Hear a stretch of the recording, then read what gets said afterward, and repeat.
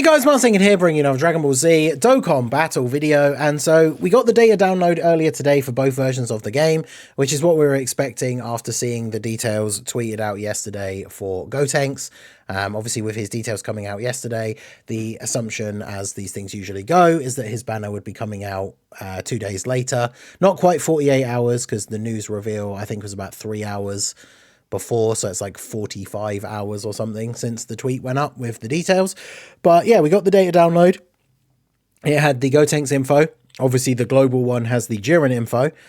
We also have the World Tournament EZAs and Awakenings info for the new World Tournament that will be starting this weekend as well. So very typical Dokkan shenanigans where the last week or so has been completely dead. They easily could have done the World Tournament like last weekend, for example, when there's not really anything going on in the game. But instead, we're getting a World Tournament literally the day after a bunch of other stuff comes out. Because obviously for Global, we're getting JIREN, which means we're also getting the final phases of the Universe Survival Saga Blue Zone, which means the Goku and Frieza fight is finally coming to Global. But there's some other interesting things in the data download to take a look at as well, including, interestingly, something that is only in the JP one for now that does seem to hint at a potential EZA that we could see coming up very soon. So definitely interesting that that's only in the JP data download. But shout out to Proton, as always, for compiling all the information for us. But yeah, let's go ahead and jump in and take a look here. Obviously, there's a big sore spot, which is the title for the video, that we'll get into here and show exactly why we know that that is the case. But we'll start by just going down and checking out all of the stuff. So we obviously have a promo movie, as we always get now for like new units and stuff.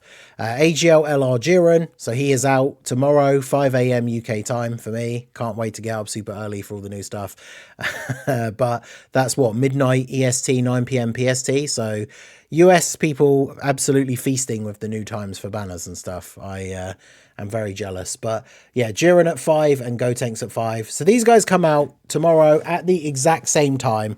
Their details were tweeted out yesterday for, obviously for Global, they tweeted out the JIREN stuff after the GOTENKS stuff. This led a lot of people to speculate that they would actually be on the same banner because they're both coming out at the same time on the same day. So I said many times before that I didn't think Global was going to do that, because at the end of the day, as much as I don't like to be negative, I say it all the time, like you guys know, I try. I like to be a glass half full kind of mentality when it comes to Dokkan stuff, even with all the mistakes that they have made in the past and everything.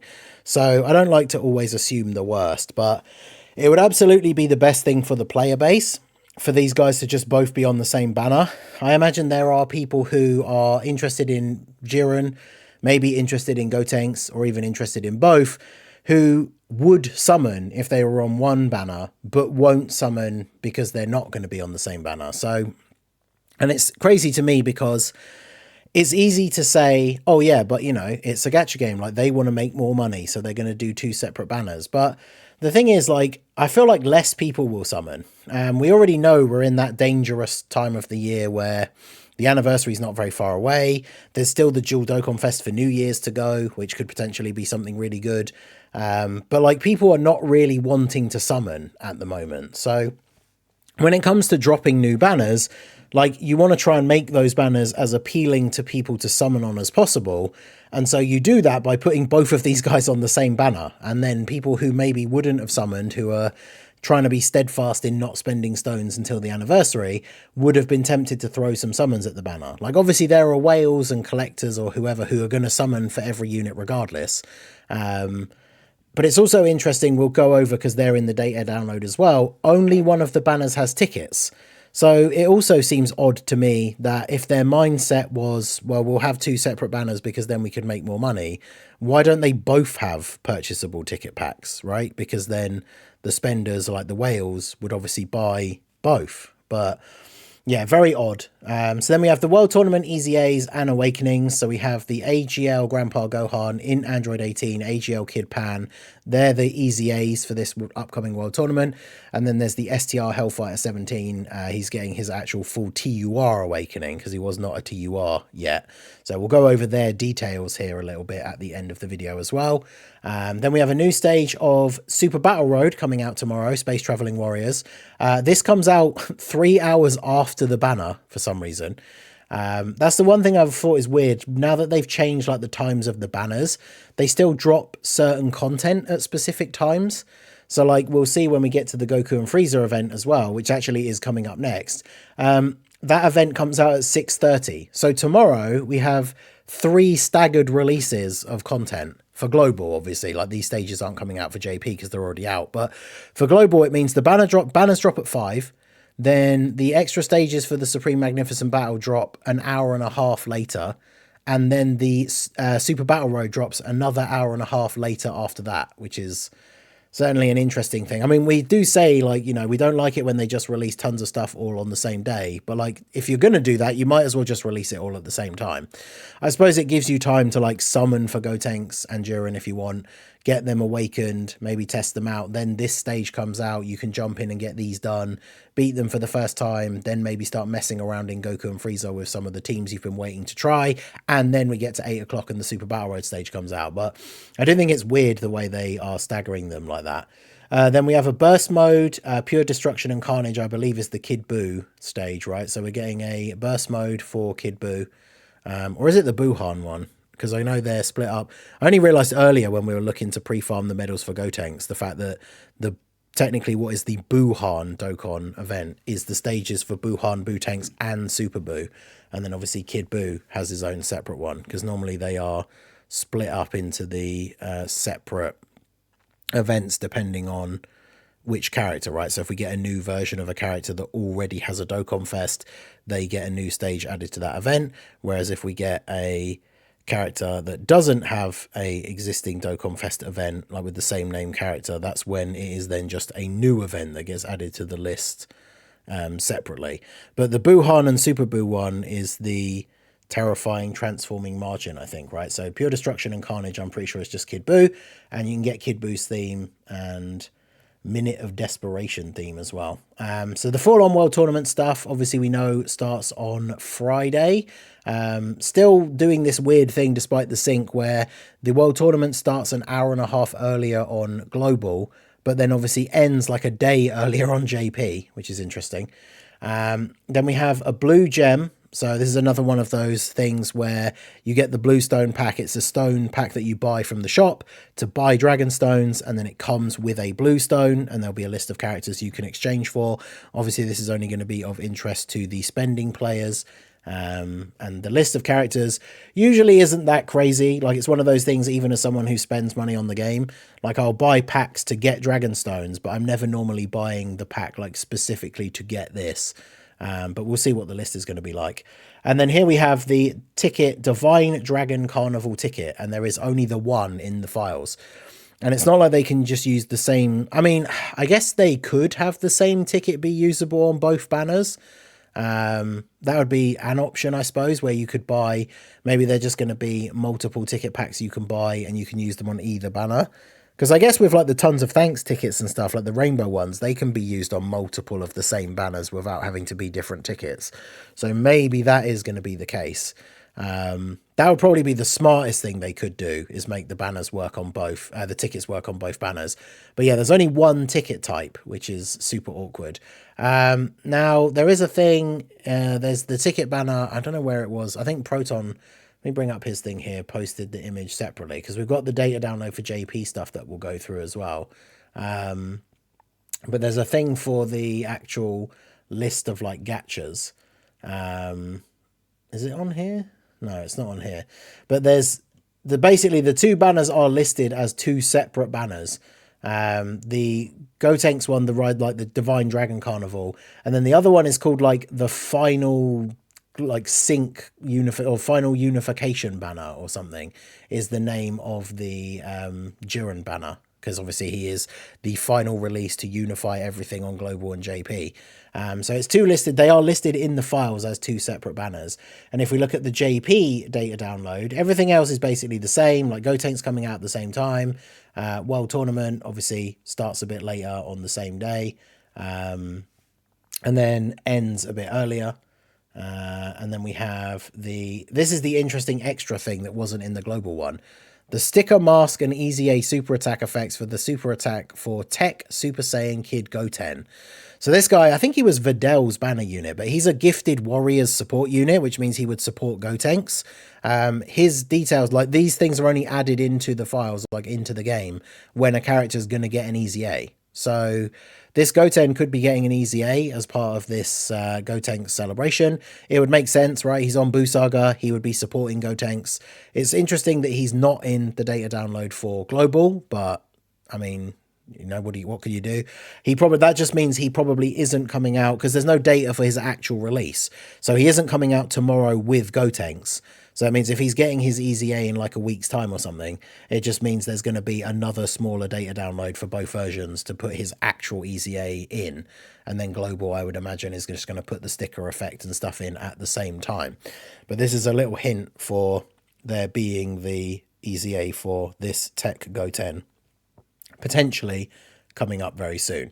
So let's take a look at the characters that are getting their awakenings here. Where's my zoomed out Dokkan info view? There we go.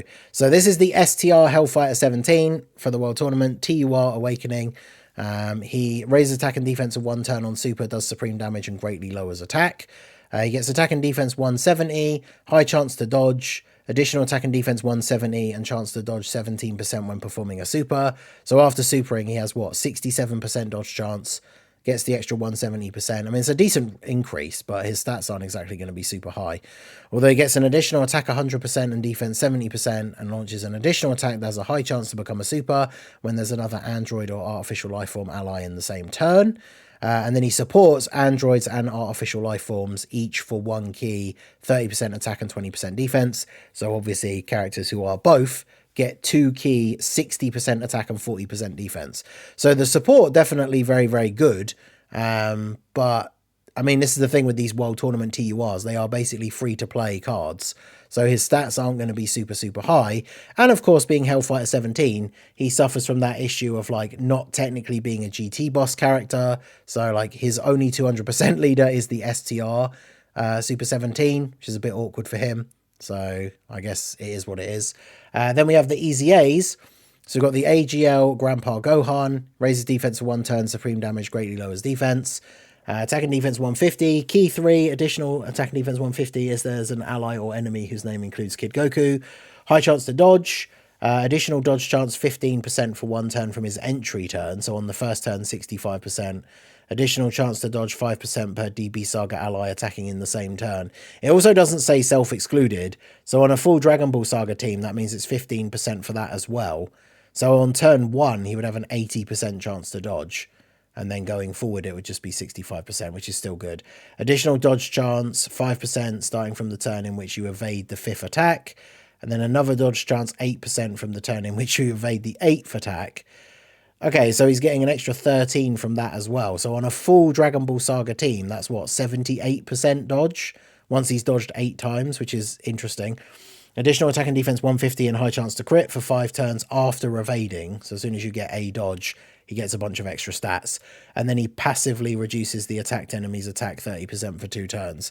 I mean, some of these Dragon Ball characters, like the World Tournament characters, have these interesting passives. This is the guy from the DB Saga banner, though. So not only is it super difficult to get extra copies of him, but like on a full Dragon Ball Saga team, just from reading his kit, it seems like he could be really good. But the Dragon Ball Saga is essentially like a dead team, right? And really needs some major buffs in order to be relevant. So this guy only really being super good on that team is a little bit disappointing. I mean, I guess once he fully built up all the rest of his dodge, he could still be okay as a free-to-play unit, but he's going to want that extra dodge chance from the DB Saga allies. I guess he gets the 5% just from himself existing, but Not going to be too crazy as considering the options for the teams. Then we have the Int Android 18. She raises attack and defense by 50% for 3 turns. So that is a good super attack effect. If she gets any additionals, you're getting those extra stacks. And then as long as she's on rotation, you're keeping those stacks until the next turn. So that's definitely very useful. She gets key 3, attack and defense 180, launches an additional attack that has a medium chance to become a super, additional attack and defense 180 for 3 turns after receiving an attack, high chance to dodge, additional attack 180 and launches an additional attack that has a medium chance to become a super for 3 turns after evading an attack, launches an additional super when there's another android's ally on the team. So she's got some interesting kit in the sense that, because I think receiving an attack is the new update for the wording for that. It counts even if she dodges, because then for 3 turns she's getting what, 360% attack, 180% defense, and an extra attack that has a medium chance to become a super for 3 turns if she dodges an attack. So that could be quite good. The only problem with that is, like, obviously you don't want to put her in slot 1. So then if she's in slot 2 or 3 and she dodges, she gets those buffs for 3 turns. But if you float her off, like, you won't have those buffs by the time she comes back. So annoyingly with this unit, even if she was able to get up to some okay numbers, like, she needs to be on rotation in order to keep all of the buffs from her passive and everything, which is a little bit awkward. And then lastly, we have the AGL Kid Pan. Greatly raised defense for 1 turn, raises attack for 4 turns, supreme damage and seals. Attack and defense 200%, high chance to dodge, additional attack and defense 100%, and extra 20% dodge chance within the same turn before the character receives an attack. So 70% dodge chance in slot 1 as well as extra defense. Then she gets an extra attack and defense 150% for 5 turns after evading an attack. Key 3, all attacks become crits and launch an additional attack that has a high chance to become a super as the first attacker in the turn, additional super as the second or third attacker, and then an additional 100% attack when the enemy is sealed. So in slot 1, she has a 70% chance to dodge, as well as getting extra defense. Well, and attack, but she will obviously lose that when she attacks. Then when she gets a dodge, she gets extra attack and defense. So if you dodge the very first attack, her raw defense could be okay, but it's not going to be super, super high, and she doesn't have guard or damage reduction or anything. So she is very much still going to be dodge or die in slot 1, even with those extra buffs. And then you lose a little bit of attack when you attack. You do get guaranteed crits and then the high chance of an extra super, which she is raising attack for 4 turns and then greatly raising, like, during the turn. So, I mean, again, for, like, a free-to-play unit, her performance could be relatively good, but, like, it's going to be kind of dangerous to put her in slot 1. And then her 200% leads... Okay, so they count her as a Boo Saga. That's interesting. But, I mean, like, we're not really going to be running her on these teams, I think, and especially not as a slot 1 unit. So let me know what you guys think. But as usual with the World Tournament EZA, is kind of a mixed bag of, like, these guys could be kind of decent, but they don't really have the best teams. Even with this guy's Awakening for the Hellfire 17, he could be kind of decent, but not on the best teams. So I'm not really sure where the best, like, value from him is really going to come from. So let me know what you guys think down below in the comment section. Obviously, let me know what you guys think of the JIREN situation. Him releasing on a separate banner is just crazy. I'm going to do a proper summon or skip video talking about these 2 banners and everything a little bit later on today. So if you want to let me know what you think about the banners, you can either let me know here in the comments or stay tuned to find out for that one. But yeah, let me know what you guys think of all this stuff going on. One final L for the sync. They couldn't have, like, ended us off here, ending the year, getting the games fully synced up with a W and just putting JIREN on GOTENKS' banner. Because remember, on JP, and we'll talk about this later for the summon or skip video, JIREN should be on GOTENKS' banner, which means the banner is going to be different for global. But we'll talk about that in the video later on. So that is going to be it for the video, guys. This has been the Masked Ningen. Smash that like button, subscribe to the channel if you are new. Check out the links down below, and I will see you all again soon. Have a good one.